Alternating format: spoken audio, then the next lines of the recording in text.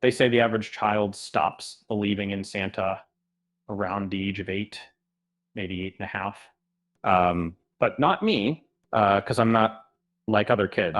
You see, I've actually met Santa many times. Now, I know what you're thinking. That's not possible. Santa isn't real.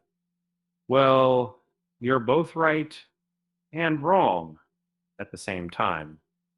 But and that for that very reason, I stopped telling people the story after I turned 10. But it goes something like this.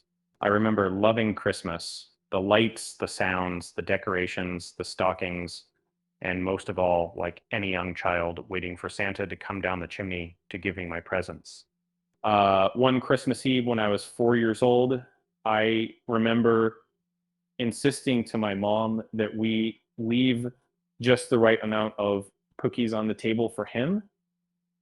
For some reason, uh, my 4-year-old self had decided that he only liked the oatmeal ones and not those made with chocolate chips like we actually had in the kitchen.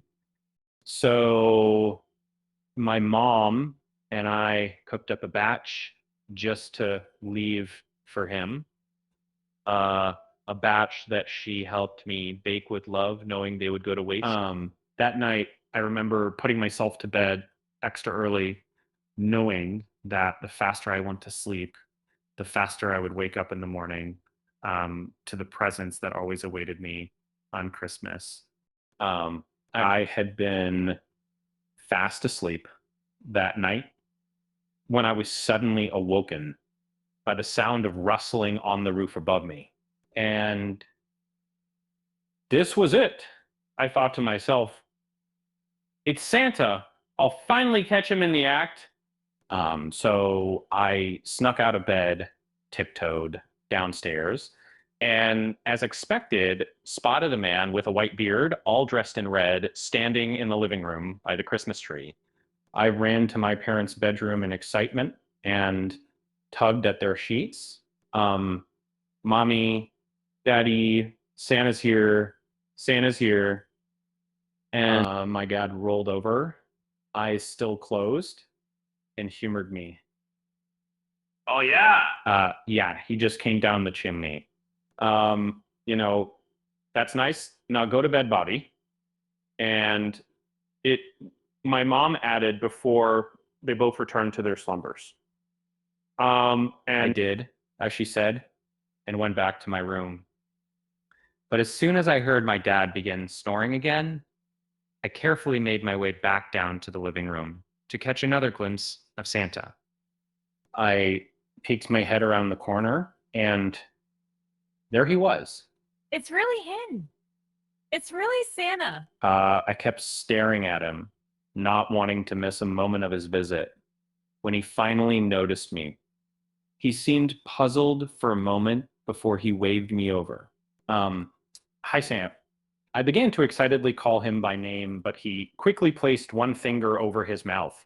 Um, Shh, Bobby, he whispered before picking up one of the cookies we had left on a plate for him, dipping it in the glass of milk beside it, and taking a bite.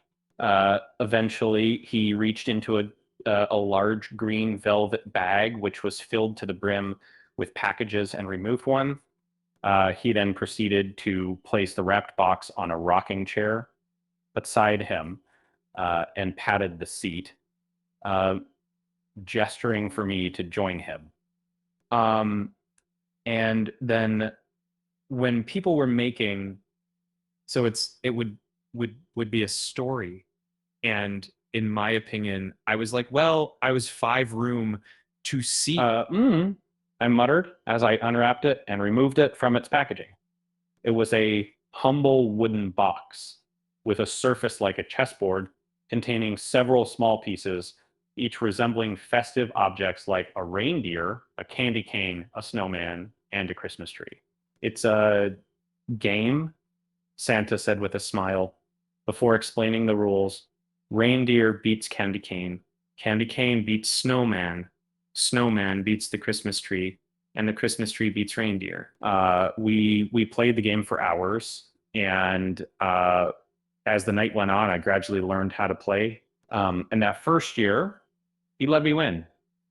I know that for sure because after the third game that night, he smiled and told me I was good at the game. He then tipped his red cap, stood up, and let himself out the front door. As soon as my parents woke up the next morning, I rushed to tell them everything that had happened. But they laughed off my story, likely dismissing it as a child's fantasy. And we went about our Christmas Day traditions just as we always had. Looking back on it from a kid's perspective, there was nothing unusual about it at all. I was just playing a game with Santa. And so I couldn't have been more excited when he returned a year later with the same game. We played it again, and I won again, which Santa seemed to be impressed by, laughing aloud as he scarfed down his cookies. It wasn't until the third year where things changed. That year, I was once again excited to play the now annual game with Santa. And just as he always did, he reached into his bag, but this time he pulled out a different game. Not unlike the first, but this board was larger, with more pieces and far more complex. Okay, Bobby, now that you're old enough, we're going to play for real. I see all the way that I wasn't sure what he was getting at, but I agreed to play anyway. He explained the new rules, which were a bit more difficult to follow, and we began to play. And this time, in Santa letting out a soft chuckle, he removed 2 items from his pocket, a piece of charcoal and a scroll. He then unrolled the paper, revealing the words "Naughty List." Below them was a list of names.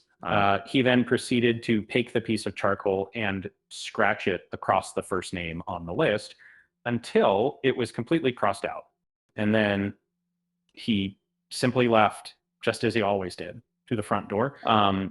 Truth be told, I didn't think much of it at the time, or the next year, or the one after that. And every year that he won, he would do as he always did and scratch a name off the naughty list. Now, around this time, it just so happened that in my town, there came to be known something that the locals referred to as the Christmas murders. For 3 years in a row, 3 people had died on Christmas. We all knew their names well. Daniel Jones, Sarah Anderson, and Michael Taylor. By now, I was just old enough to be suspicious of the correlation. So the next year, when Santa came around again, I paid careful attention to the first name on the list and memorized it before Santa crossed it out, David Miller. And sure enough, the next day, the headline of our newspaper read, "Christmas Slayer strikes again. This year, David Miller." That's when I realized that every time I lost the game to Santa, an innocent person died. That's when I realized that this was not Santa. This was someone else. And after that, I stopped looking forward to his visit. And I tried everything, like locking myself in my room, hiding in the attic, even running outside. But every year, Santa found me. Every year we played the game. And every year that I lost, someone died. But last year was different. Last year, I refused to play the game. But you have to, Bobby. Santa insisted. Or what? I shot back. Well, let's see who's on the list this year, he said as he removed the paper from his pocket, unrolled it, and lowered his glasses. Yes, just as I thought. He pointed to the first name on the list. It was mine. I don't want to. I cried out as I began to walk away. If you don't play, then you get scratched off the naughty list, Bobby. And what do you think happens then? Who the fuck are you? I shouted, I want to know now. He belted out a laugh, just as Santa always did in all of those children's Christmas stories and movies, with his eyes closed and holding his belly, seemingly charmed by my reaction. You know me, Bobby, I'm Santa. Get the fuck out. I'm calling the cops. And you forfeit. He said menacingly as he removed the piece of coal from his pocket and was about to scratch off my name. Wheat, I called out as I stopped at the door and turned back to him. All right, fine, I said, defeated, agreeing to play the game. And so sitting there across from Santa and looking down at the wooden pieces, I began to think about everything he had ever taught me about the game, starting at the beginning. Reindeer beats candy cane beats snowman, snowman beats the Christmas tree, and the Christmas tree beats reindeer. But he was good at the game, like too good, and nearly lured me into a false move. But this year I was playing more carefully.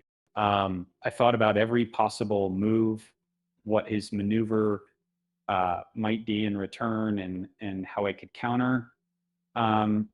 Somehow I got the feeling that I was about to make the exact move that Santa wanted me to make. But I was resilient. No matter what, this year I had to win. And so I did. Christmas tree beats reindeer.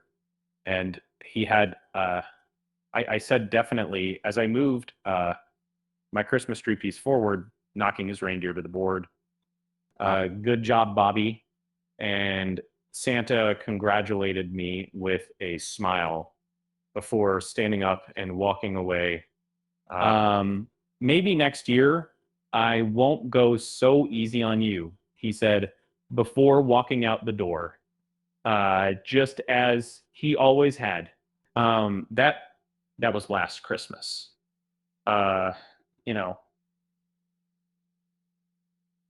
coincidentally, the first year our town didn't see a Christmas murder, and since then I haven't been able to stop thinking about it. Who is he? Why does he make me play the game? Is he doing this to anyone else? And will it ever stop? This day, I still do not have any income here. But what I do know is Christmas is now just 7 days away. And all I want for Christmas this year is to stop playing the game.